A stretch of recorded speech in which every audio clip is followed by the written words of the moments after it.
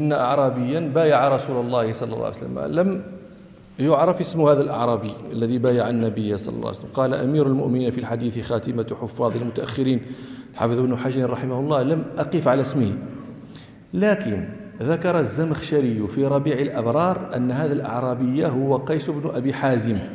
قال الحافظ ابن حجر: وهذا مشكل، لأن قيس بن أبي حازم مشهور تابعي كبير معروف هذا، وقد صرحوا بأنه أتى المدينة، هاجر إلى المدينة، لكنه أدرك النبي، لم يدرك النبي صلى الله عليه وسلم، وجده قد مات.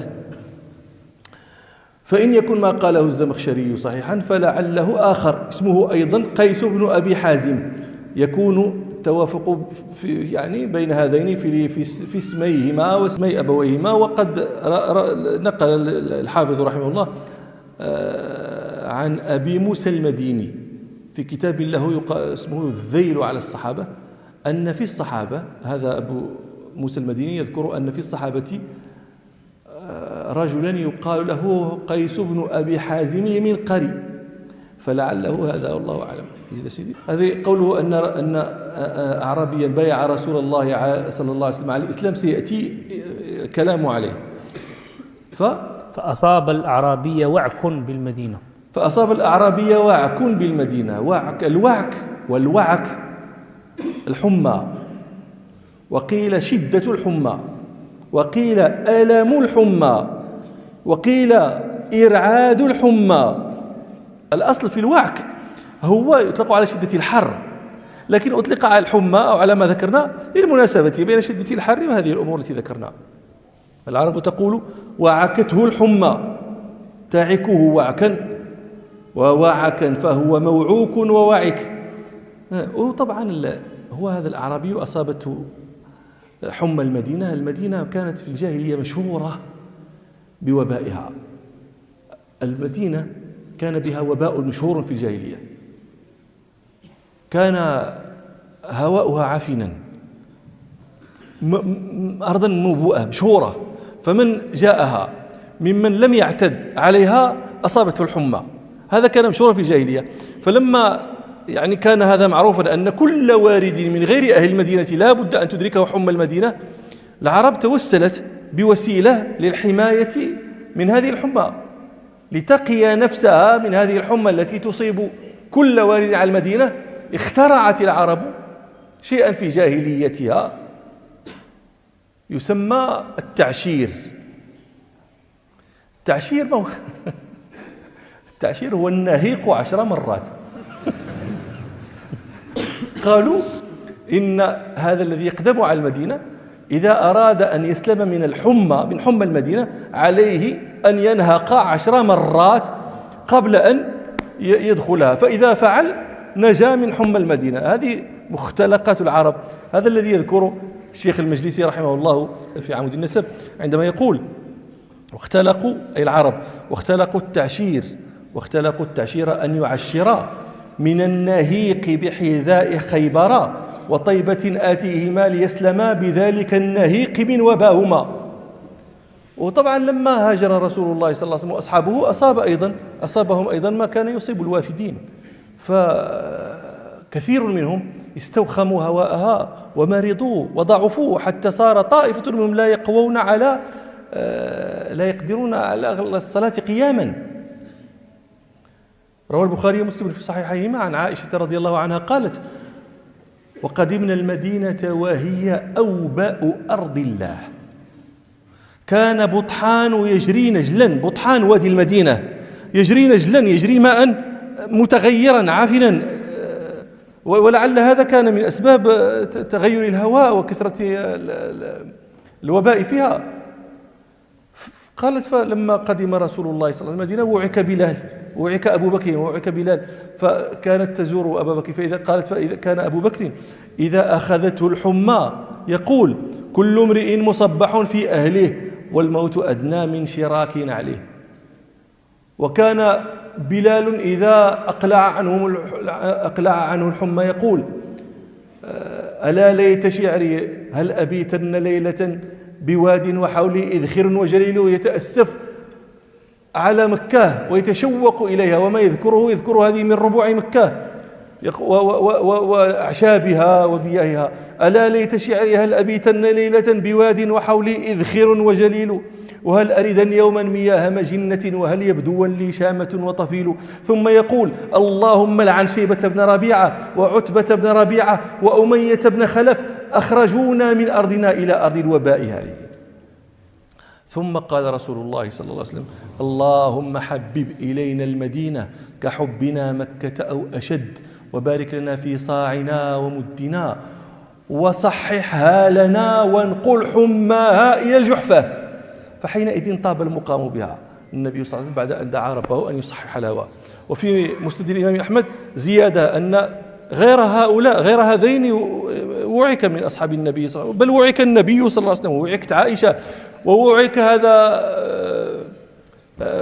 عامر بن فهيرة مولى أبي بكر. كانت عائشة رضي الله عنها تستأذن النبي صلى الله عليه وسلم في زيارته وزيارة أبيها وبلال فيأذن لها، فإذا دخلت على النبي صلى الله عليه وسلم إذا دخلت على أبي بكر قالت البيتين اللذين ذكرت لكم، وإذا دخلت على عامر بن فهيرة فقالت له: كيف تجدك؟ يقول لها أيضا: إني وجدت الموت قبل ذوقه، إن الجبان حتفه من فوقه.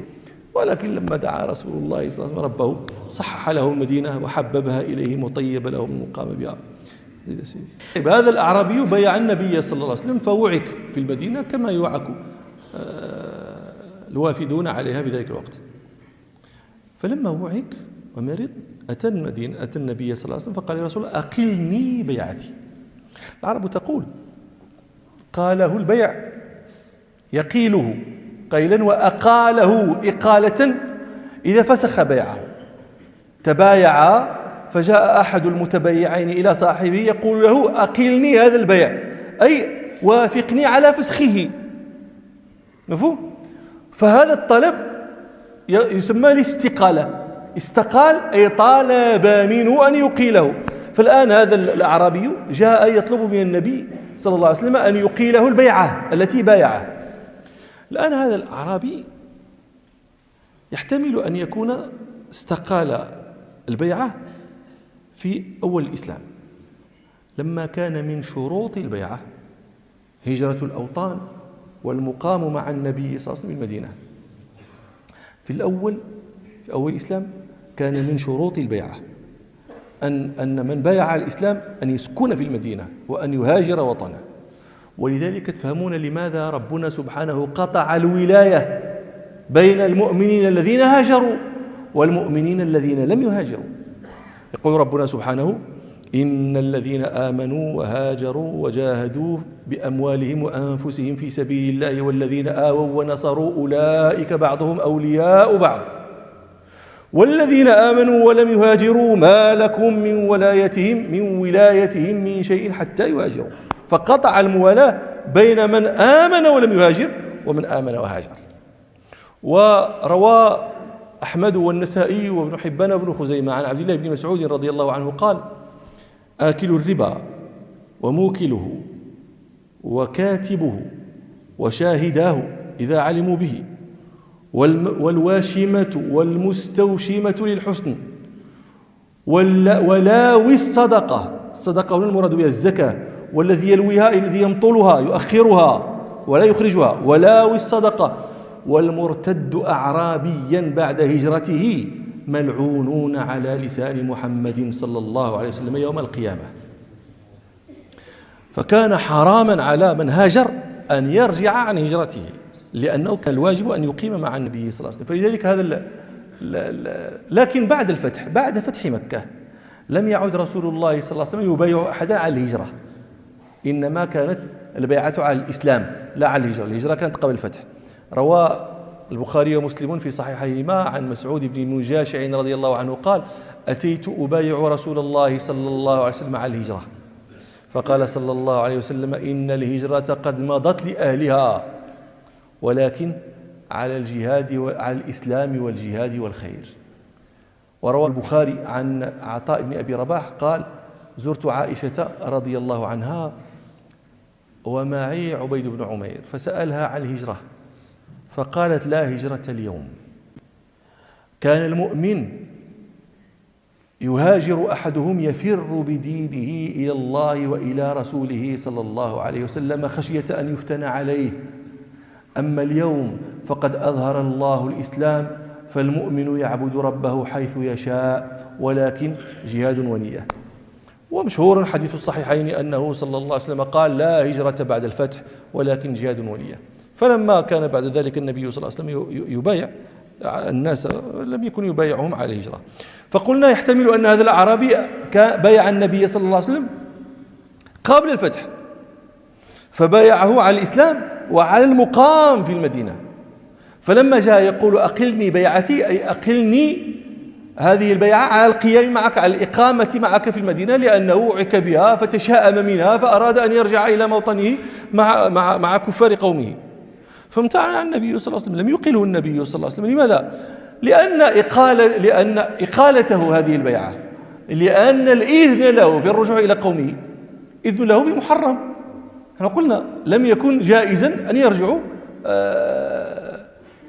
عن هجرتهم، فلذلك لم يقله النبي صلى الله عليه وسلم، لأنه يمتنع النبي صلى الله عليه وسلم أن يعينه، أن يوافق، أن يأذن له في المحرم. هذا قول. لكن يحتمل أيضا أن يكون هذا الأعرابي استقال بعد فتح مكة، وحينئذ لم يكن الهجرة واجبة. فإذا يستقيل من ماذا؟ عندما يقول: أقلني بيعتي، ما الذي بايع عليه رسول الله صلى الله عليه وسلم؟ ما الذي يبايع عليه الإنسان رسول الله صلى الله عليه وسلم بعد فتح مكة؟ الإسلام. هل لا يبايع على شيء آخر؟ قبل فتح مكة يبايع على الإسلام وعلى المقام المدينة، الهجرة الواجبة.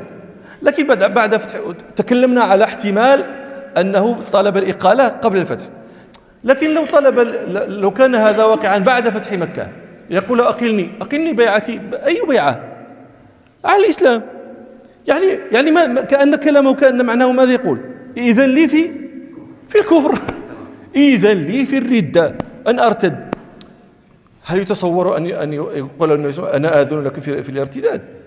هذا لا يتصور، ولم يقله. لكن طبعا هذا الأعرابي نفسه يبعد أن يتصور هو أن النبي صلى الله عليه وسلم يمكن أن يأذن له في الكفر، هذا مستبعد ولا لا؟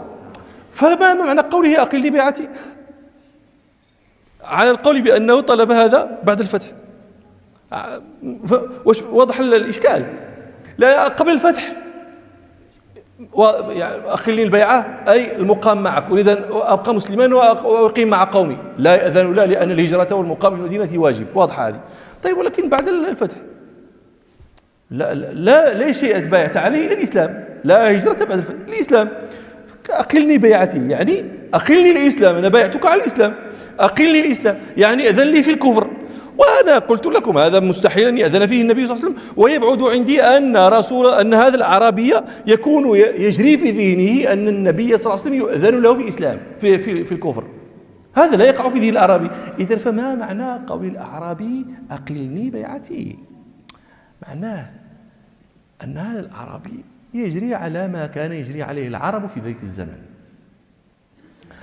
أن العربي إذا عاهد صاحبا له وأراد أن يخرج من ذلك العهد، فإن العرف الدائم الذي كان يجري عندهم أنه لا يخرج من تلك المعاهدة إلا بعد أن يأذن له ذلك الذي عوهد. فهو ينبذ إليه، يخبره: أقلني هذا الذي بيني وبينك، جريا على ما كان بينهم. هذا كما فعل ابن الدغنة بأبي بكر رضي الله عنه لما أجاره على أن لا يقرأ القرآن جهرا، وأبى أبو بكر رضي الله إلا أن يستعلن بقراءة القرآن، فقال: رد علي ويعلم الناس أنك ردت، يعني أننا خرجنا من هذا العهد. فهذا الذي فعل هذا الأعرابي جريا على ذلك المعهود عندهم: أقلني بيعتي. وطبعا النبي صلى الله عليه وسلم لا يقيله ولا يسوغ له الكفر. هذا الاحتمال الثاني على أنه وارد، لكنه عندي ضعيف. يعني الأول أظهر. لماذا؟ لأن قلت لكم إن المدينة كانت موبوءة في أول الإسلام. هذا الأعرابي وعك، أصابته حمى المدينة، المدينة كانت مبوءة في أول الإسلام. أما النبي صلى الله عليه وسلم لما دعا لها بتصحيح هوائها ذهب ذلك الوباء الذي كان فيها.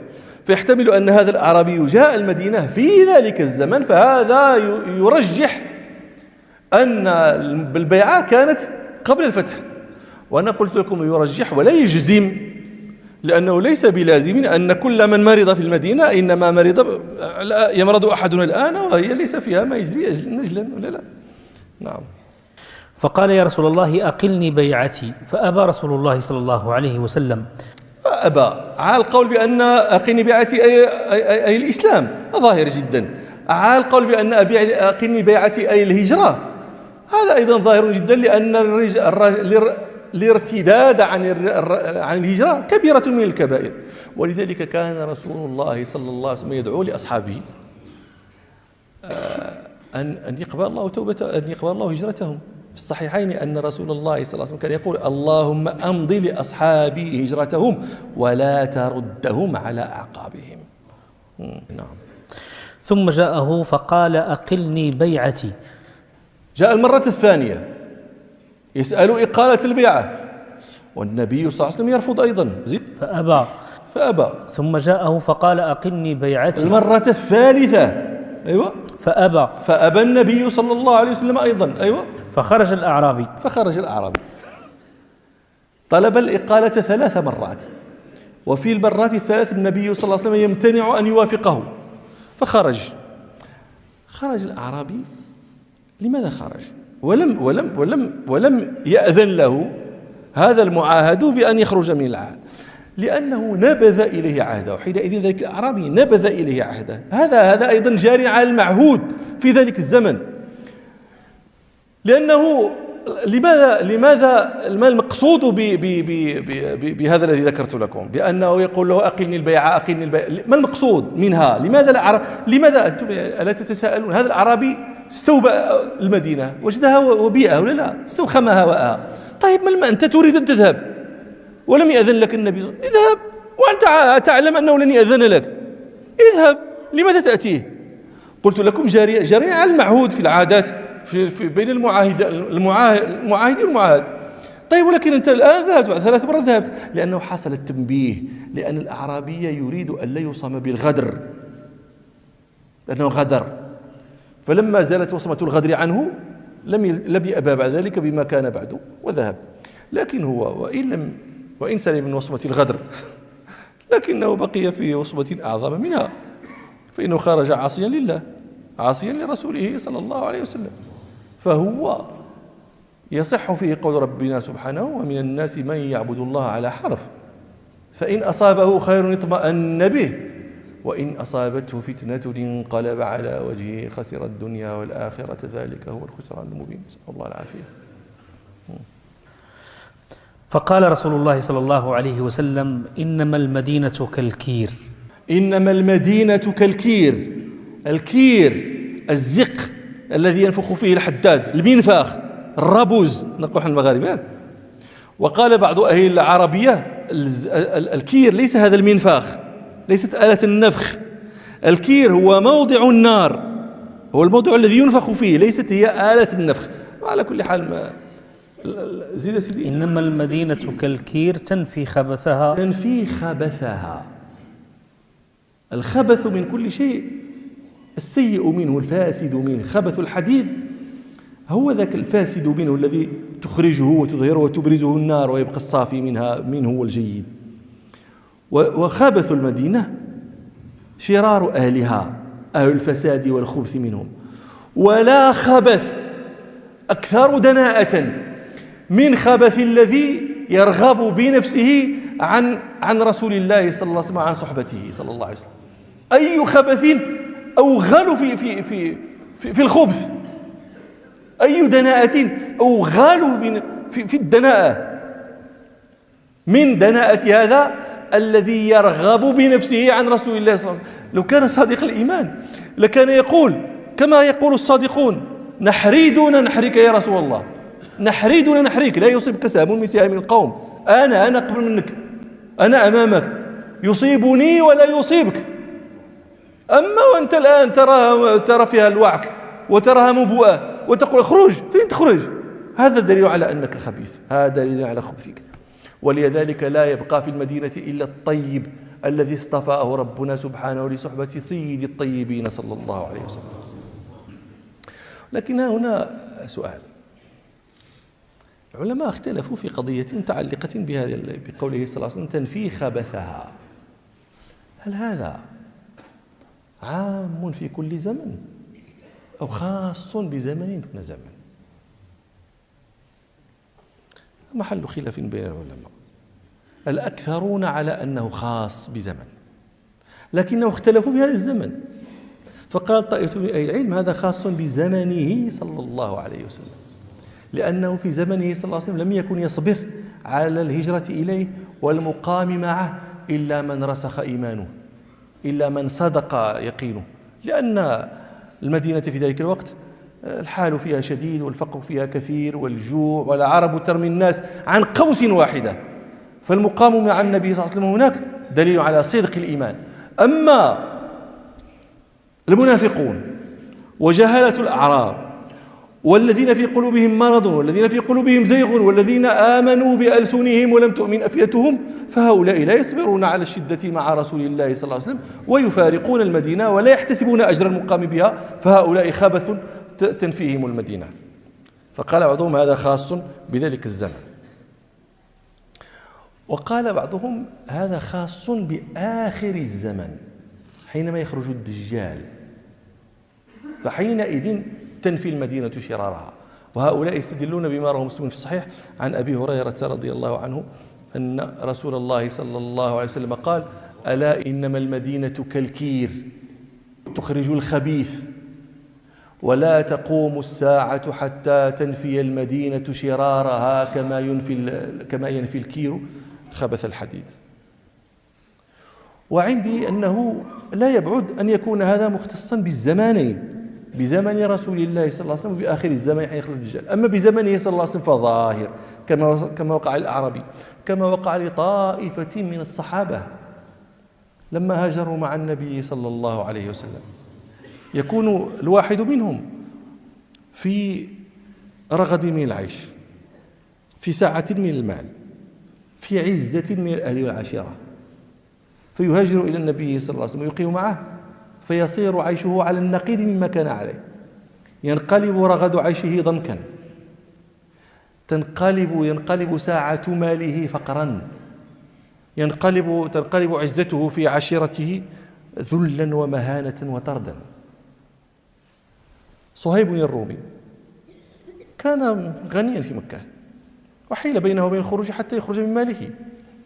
روى ابن حبان في صحيحه أن صهيبا رضي الله عنه لما أراد الخروج إلى المدينة حبسه كفار قريش، قالوا له جئتنا صعلوكا، صعلوك الفقير، قالوا جئتنا صعلوكا وكثر مالك عندنا وبلغت ما بلغت، ثم تريد أن تخرج بنفسك ومالك، والله لا يكون ذلك. فقال لهم أرأيتم إن أعطيتكم مالي أتخلون سبيلي؟ قالوا نعم. قال فإني أشهدكم أني جعلت لكم مالي. فبلغ ذلك رسول الله صلى الله عليه وسلم فقال ربح صهيب ربح صهيب. يعني صهيب كان له مال، كان في بحبوحة من العيش في مكة، يصير إلى المدينة بدون شيء. ثم انظروا هنا الصحابة لم يساومهم، أعطيكم ربع مالي، أعطيكم الثلث، أعطيكم النصف، أعطيكم كذا إلا أعطيكم كذا، ما في مساومة وما في تردد. هذه من الأسرار التي تنبئكم لماذا فتح لهم ولم يفتح لمن بعدهم زمن لا تتكلم. ما عنده تردد، العمر هذا ما مر منه لا يعاد، فهذا الدهر الذي قضاه في تنمية تجارته ما يستقبل ويبعد عنده أن ترجع له الكرة، يبقى له دينه وتبقى له صحبة نبيه صلى الله عليه وسلم.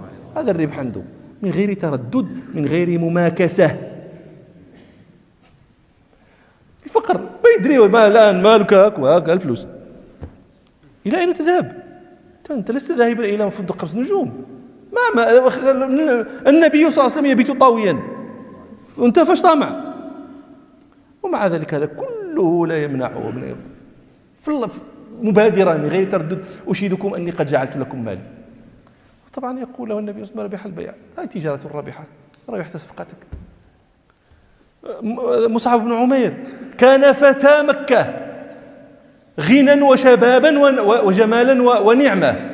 يقول ابن إسحاق عن مصعب بن عمير كان أترف غلام بمكة، لما انتقل إلى المدينة صار عيشه على النقيض. روى الترمذي في سننه عن علي بن أبي طالب رضي الله عنه قال إنا لجلوس عند رسول الله صلى الله عليه وسلم إذ طلع مصعب بن عمير ما عليه إلا بردة له مرقوعة بفرو، حتى البردة ليست بسليمة، مرقوعة. فلما رآه رسول الله صلى الله عليه وسلم بكى للذي كان فيه من النعمة والذي هو فيه اليوم. رسول الله صلى الله عليه وسلم ذرفت عيناه لما رأى عليه مصعب بن عمير كان النبي صلى الله عليه وسلم يراه في مكة، بل يموت يوم يموت ما عنده كفن سابغ يكفن فيه، ثوب تستره للكفن ما عنده. روى البخاري ومسلم في صحيحهما عن خباب بن الأرت رضي الله عنه قال هاجرنا مع رسول الله صلى الله عليه وسلم نبتغي وجه الله فوجب أجرنا على الله، فمنا من مضى وقال ذهب لم يأكل من أجره شيئا، منهم مصعب بن عمير قتل يوم أحد لم يترك إلا نمرة. هذا إرثه، هذه تركته، نمرة، ثوب، هذه التركة. ايش تركة هذه؟ ثوب. ثم هذا الثوب لا يصلح كفنا. يا عباد الله واش مستوعبين هذا الشيء؟